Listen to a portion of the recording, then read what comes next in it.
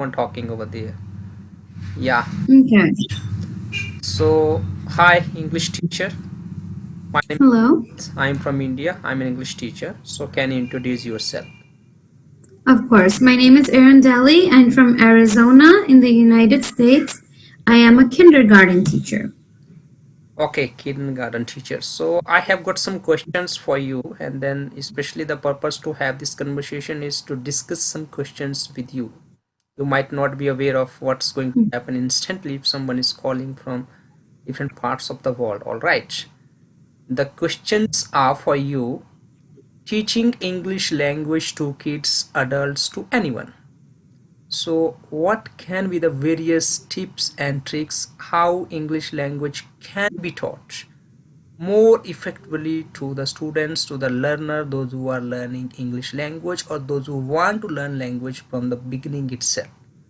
It will include a lot of things. Now you need to keep on discussing according to your experience. You may go on now. Excellent. Just before I start, teaching online or teaching physically? It can be online, physically, whatever may be. The question is how English language can be taught more effectively. Physically. Yeah. And what can be Physically, the, okay, go on. yes. Physically, I tend to do a lot of activities, a lot of games for students or adults to start learning. I find this very effective because I feel like every time you do something, um, there is something that causes you to remember it by an action. For example, I have my students who are a little bit elder play games. What do? I write, let's say, a sentence in the board, and I have boys versus girls. I give them both a marker and I have them race. Whoever fills in the blank correctly first gets a point. So what causes this to them to remember, I think, is they start laughing, they try to hurry, and then some of them just forget, they go blank. And then when the answer is there, they go, oh yeah, it's this. So later, let's say days later, they're doing an exam and they say, what was this? Oh yeah, I remember. Jacob got the point because he answered this. So they kind of start remembering through activities, through practicing, practical. When it's younger kids, I tend to put a lot of videos, a lot of songs, a lot of you could say dancing and moving. Of course, we do write and we do read, but it's mostly activities. For me, it's activities rather than theories. All right. And online, it's mostly speaking, I would say. All right. No, actually, you didn't get my question. I have the question like, teaching language. What should be the beginning point?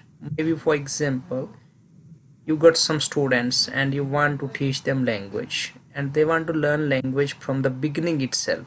So how would you begin teaching them language? What would be your beginning exercise? Not like starting from the sentences there itself. All right, because the language begins from the alphabets. First of all, there are the sounds of the letters. Making sure that we give the enough knowledge to our kids the sounds of the letters. There are 26 alphabets in English language. It makes 44 to 46 sounds. Firstly, giving them the knowledge of the sounds of the letters of the alphabets of that particular language. It can be English, it can be any languages. All right. Once they have knowledge about the sounds of the letters, then the second step will go for learning some words, learning, speaking, memorizing, doing practice, whatever it may be. That is going to be the second stage. The third stage is going to be, as you are talking about, the sentences. You may say Okay. you may say sentences. For that, doing any activities, like you said that I make them to run, to fill the gap, all those things are there. Because what happens when two teachers keep on discussing we can find some more practical solutions of teaching language more easily. This is what I have been talking to so many people from around the world to do the discussion on this particular topic. Starting from sentences and spoken, that's the different level of teaching language. When we talk about teaching language from the zero level itself, from the beginning, what are the strategies and what are the important contents, or I would say the exercises, which are very important that we must complete that, not as a grammar rules like some structure waste after that, so students can have enough practice on that. So what would you like to say on this? Okay, okay. Yeah, so definitely after we learn like the alphabet, the beginning sounds, the Now after that, Camly Tutor is disappeared. Only profile picture we can see here.